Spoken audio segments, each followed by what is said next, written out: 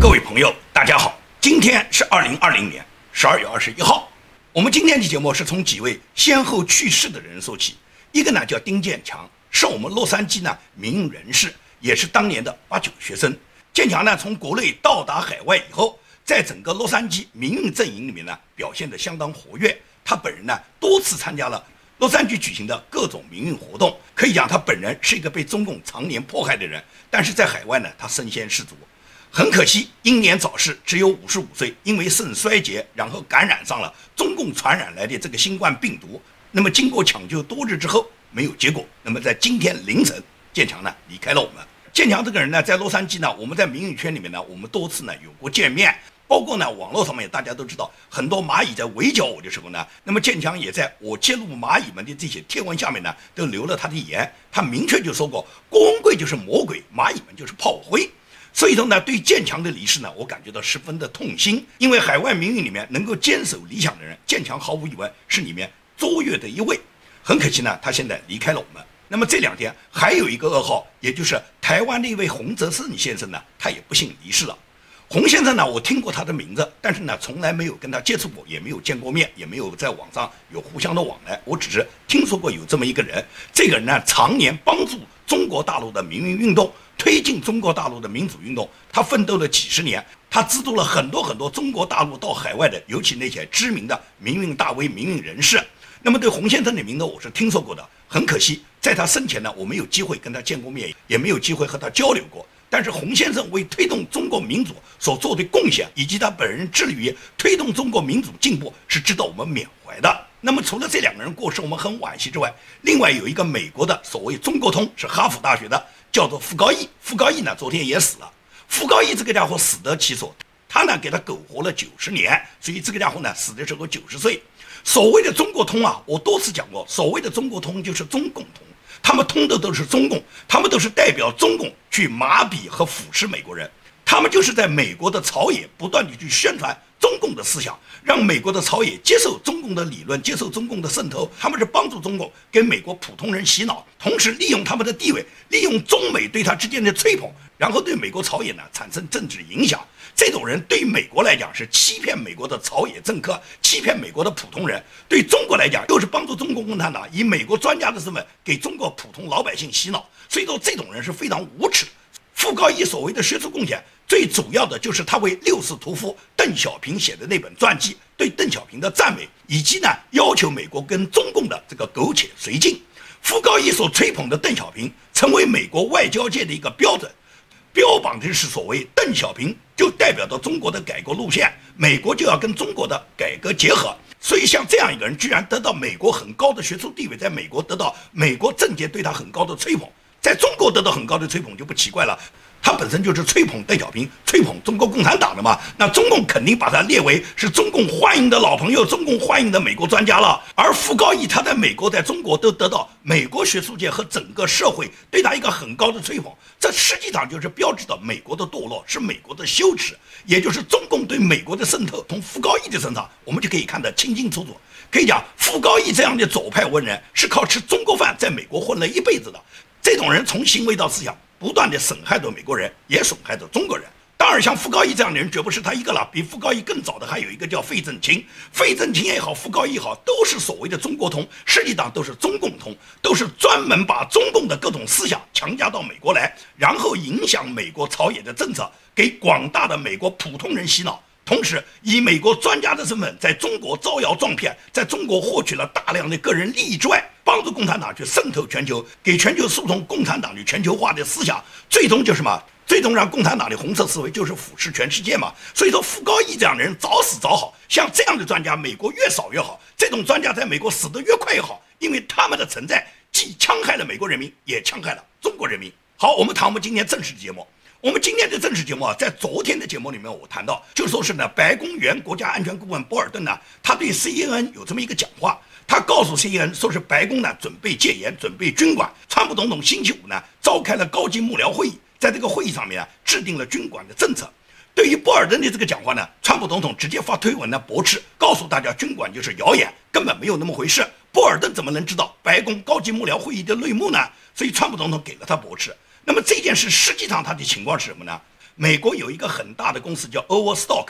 他的 CEO 叫 Patrick 布莱恩，他呢昨天呢发表了一个推文，他这个推文里面就明确就说，他本人参加了白宫星期五的会议，他说他当时就在房间里面，包括他自己都提高了他的声调。他说川普总统的顾问给了他很差的建议，几个法律顾问都希望川普认输，希望川普输掉，他们都对川普说谎。伯恩呢就反复强调，有人提起军事政变或者是戒严的建议，但是这是一个谎言，100%的错误。他说我在那里待了4个半小时，听了整个谈话，根本就没有说戒严和军管的事情。因此呢，有人造谣说是川普在星期五的这个白宫会议上制定了马上就要军管和戒严的事情，完全是谎言。因为 Overstock 的这个 CEO Patrick 布莱恩是本人参加会议的当事人之一嘛，所以说他对整个现场的情况呢做了一个驳斥。当然了，这个白宫的首席顾问，尤其是劝川普赶紧认输的这几个顾问，他们本人的表现实在是非常肮脏的。所以说，川普总统在第2天就解除了白宫这个首席顾问的职务。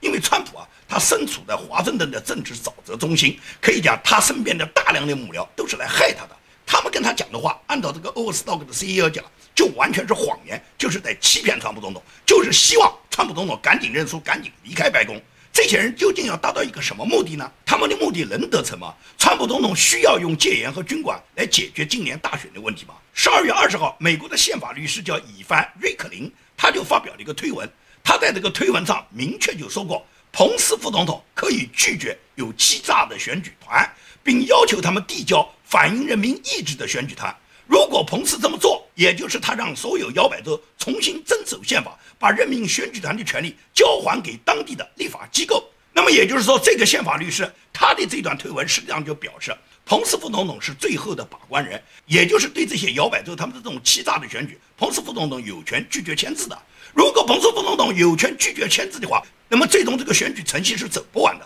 这个程序走不完，毫无疑问来讲，川普总统也好，拜登也好，他们都达不到270票。达不到270票，美国有现成的其他的选举方法，就是1州1票的方法哇。所以说，这个宪法律师他给出的这个答案，就告诉我们，川普总统未必需要戒严，未必需要军管，通过美国正常的总统任命的程序，走到彭斯副总统这一关，彭斯副总统是有权拒绝一个不公平的选举的。所以到了这个时候，美国宪法是有现成的选举议案、选举议程的。所以在这种情况下，整个主流媒体他们不断地爆出川普总统要戒严了、要军管这些言论，实际上就是在美国制造各种恐慌情绪。川普总统并没有这样去做，而真正的左派，他们通过不断地抹黑川普，他们是掩盖他们自己的丑恶的。这2天，尤其是星期天，福克斯 News 的这个新闻，玛利亚组织的新闻，它在所有主流媒体的节目里面，它的排行榜排在了第1。玛利亚这个节目在昨天收视率为什么那么高？是因为它整个一天几乎都在谈中共对美国的渗透，中共通过各种方式控制了美国很多政客。 This area in California around Silicon Valley, it looks like the Chinese Communist Party really tried to exploit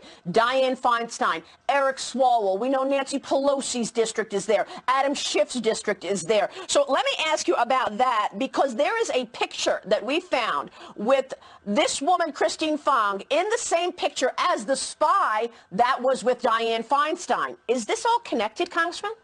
This is very concerning to me. We have a U.S. senator, not for a short time period, but for 20 years, the person that could hear all of her phone calls, know where she drives, understand her entire schedule, listen to the most sensitive phone calls, was a Chinese spy, and he was in a picture with Christine Fang, who the FBI says was a spy who left this country. And the thing, this is why this is so much bigger than Eric Swalwell. This comes into question about the Democratic Party themselves. Do you know,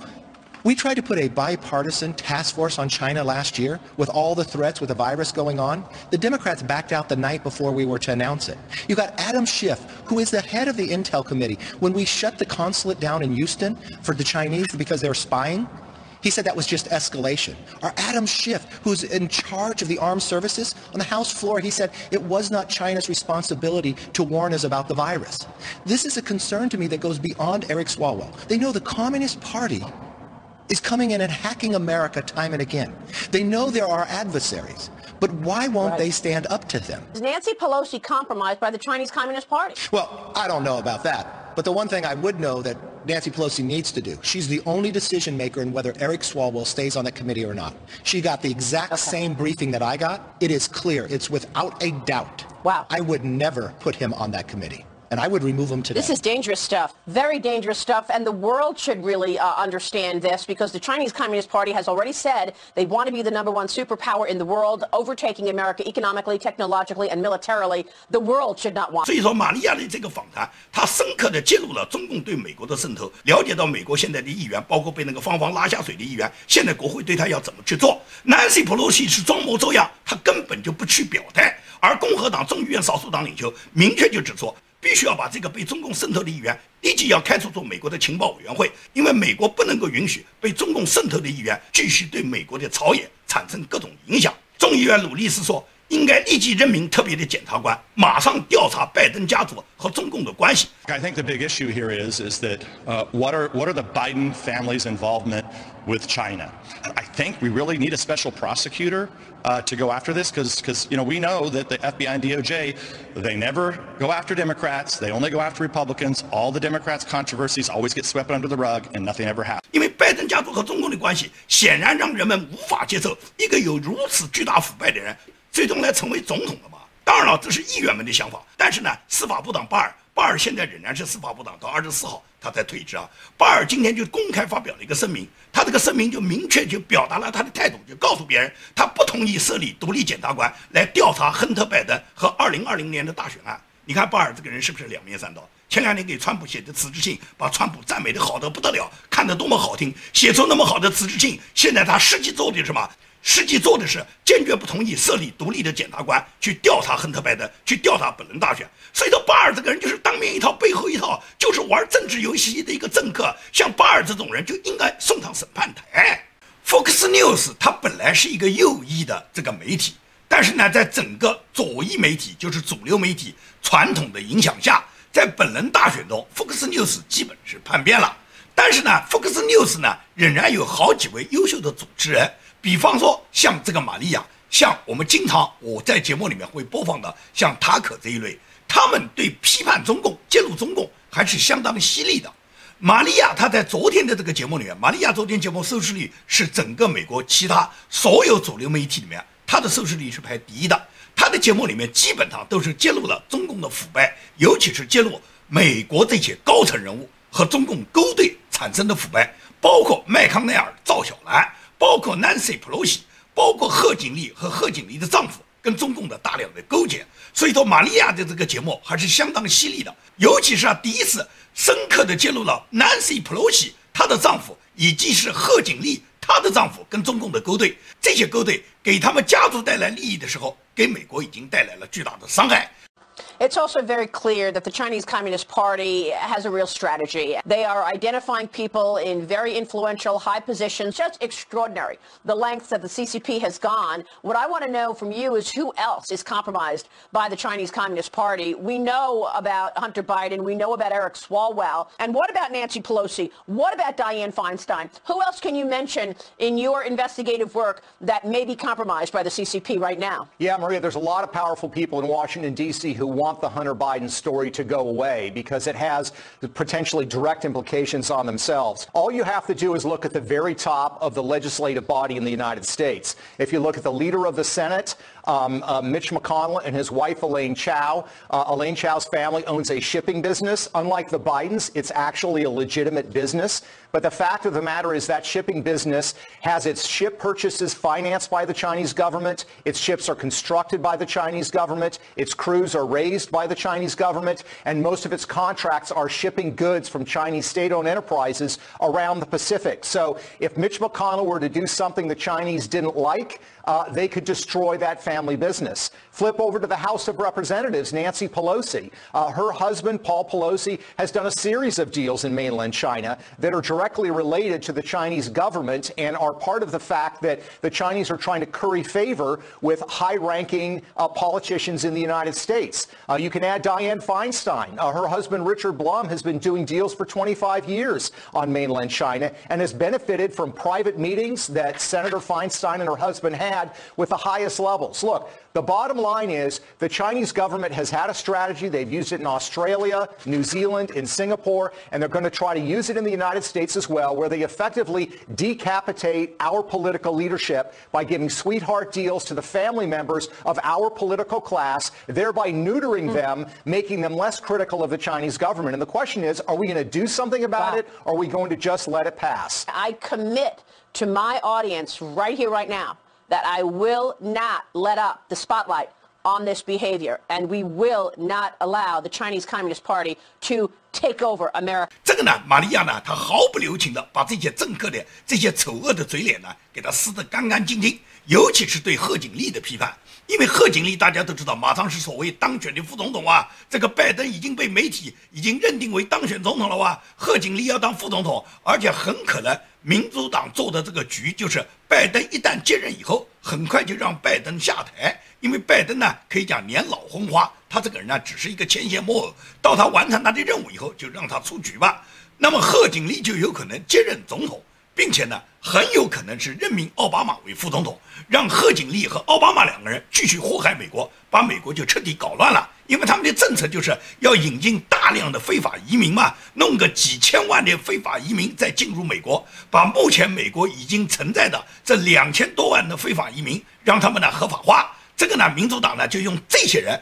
来充斥他们的选票，保证他们民主党有这个非法移民，有这几千万人来选举他们，肯定是每次选举他们都可以获胜，更何况他们还有那么多大选操纵舞弊的各种方式，所以说民主党就准备通过这个方式，他们勇坐江山。贺锦丽毫无疑问来讲是这个里面的急先锋。贺锦丽这个人，他在担任加州总检察长的时候，他就曾经出台过一项法律，这个法律呢就是950美元以下偷抢呢不起诉。那么贺锦丽这个法案呢，在加州可以讲是祸国殃民的。但是呢，西雅图认为贺锦丽这个还不过瘾，950美元以下不起诉，但是大部分偷抢的人呢是不敢侵入到私人家里面的，他们只敢到那个小超市、小饭店，因为到私人家里面人家会开枪击毙你啊。所以说在加州呢，虽然有这么一个法律，但是对那些违法者呢，他们只敢拿小饭店、小超市下手，还不敢进入私人家里面。而西雅图绝对不过瘾，西雅图这2天呢，正在他们自己这个城市呢，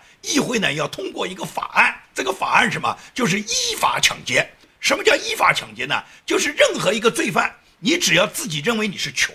你是因为贫穷，所以你就可以去抢劫。你抢劫的时候，你抢到谁家，这个主人是不可以开枪击毙你的，这个主人只可以逃跑。选择逃跑的方式，因为主人一旦跟你发生搏斗，可能就会有伤害。所以呢，作为主人，当有人抢劫你家的时候呢，因为他穷，穷人就可以有权到你家来抢劫。只要证明他抢来的财物仅仅是维持他自己的生活的话，他就没有罪。而这个主人呢，当有人抢你的时候呢，你是不能开枪的，你只可以逃跑。逃跑以后，你把你家里面受害的这个状况、这个财物损失的状况呢，向政府的一个基金会汇报，然后政府基金会给你救济。这么荒唐的法律，现在在西雅图议会正在讨论，准备通过。对于这个穷人来讲，因为穷就可以抢劫，只要证明你穷，你抢的目的是为了你活着，就可以合法抢劫了。你在全世界在哪里能找到这样的法律啊？斯大林、毛泽东也没有敢这样去做啊，居然在美国啊，也就是穷人去抢劫，他们通过这个议案，那么被抢者有了损失，还要到政府一个基金委员会去报，然后基金委员会给他补偿。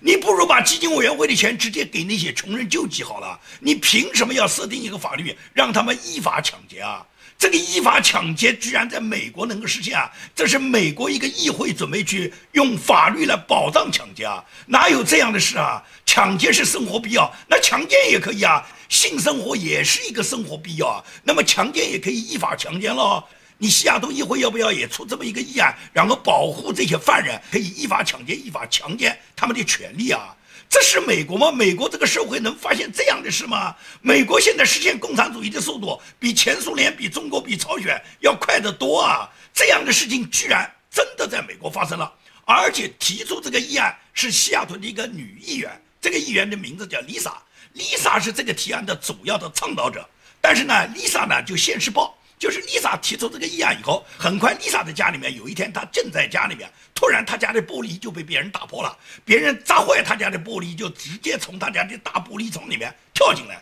Lisa 吓得是躲到他们家里面的储藏室，躲过了这么一劫。完了以后 ，Lisa 打电话911报警，要求警察立即抓人。人家警察一看是你丽莎议员，你不是提议那些穷人可以抢吗？那人家抢你家不就是符合你提出的议案吗？这样是很好啊，你丽莎就带个头啊，就让那些贫穷者都到你家去抢嘛。所以说丽莎她自己本人深受其害，恰好她就是这个议案的提议者。她当时斥责警察，要求警察立即要刑事立案。刑事立什么案啊？人家警察问你议员刑事立什么案啊？你不是要求这些人立案保护他们依法抢劫的权利吗？那你丽莎就受得好了。所以说左派就这样人，他们嘴巴上讲了一套，但实际上轮到他们自己说，他们马上就是另外一套。西雅图本来是一个充满活力的城市啊，波音啊、微软啊都是这个城市的名片啊，现在彻底被这个左派糟蹋了。比尔盖茨在这个过程中是立了很大的功劳的，推动左派在西雅图搞安提法、搞黑名贵活动。比尔盖茨也不在乎这些穷人会抢他家的。你要知道，丽莎的这个提案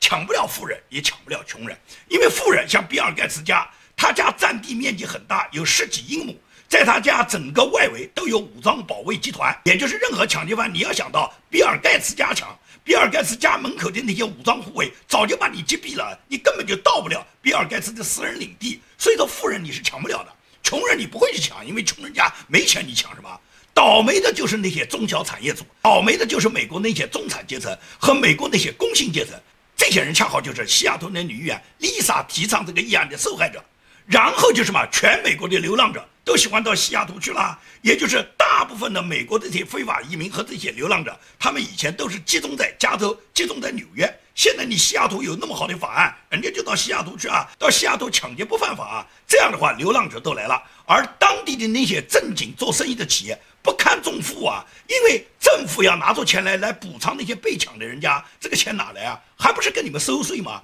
所以收税的结果，也就是变成当地的左派就盘剥当地的企业。所以加州硅谷也好，西雅图的那些大型企业也好，很多企业都选择从加州、从华盛顿州、从纽约州搬走了。随便你硅谷有多少大企业，你再有钱，但是话讲，你架不住政府跟你的高额税收，也架不住你家被人抢啊！你的员工家被人抢，哪一个员工敢在这里上班呢？所以说，最终就变成了加州被糟蹋了，纽约州被糟蹋了，俄勒冈州又被糟蹋了，华盛顿州被糟蹋了，这些左派的州都被糟蹋了以后，最终全美都一样了。当全美都一样的时候，你还往哪搬？搬不搬还有什么意思呢？就像我的字幕组有一位一直给我提供志愿者服务的朋友，他家是台湾的，我曾经就跟他讲过，如果拜登上台的话，很可能习近平在拜登的任上会对台湾武力攻台的，这时候你们会受到很大的损伤。我说如果有条件，你要不要考虑和家人一起移民到海外？他当时就回答我，没有任何意义。他说如果拜登真的上台，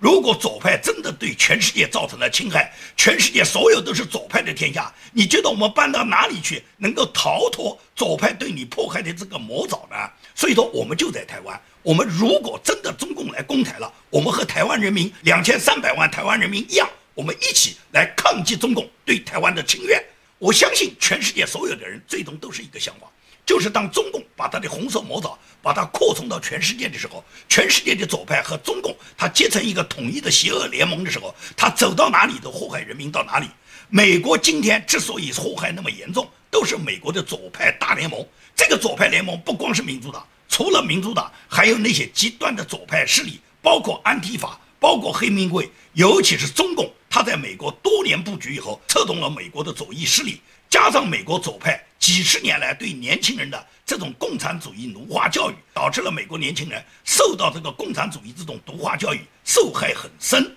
本来美国是一个民主灯塔国家，你像大学招生，对那些黑人学生，对他们适度的进行一些照顾，对黑人学生给予一些特别的辅导，学生之间互助是良性的善意行为。过去可以讲各个大学都一直是这么去做的，但是呢，左派上台以后就改变了这个策略，现在就变成了当地的政府、左派的势力、左派的民主党要求大学，尤其是美国的名校，要按照比例，按照黑人肤色的比例来录取学生。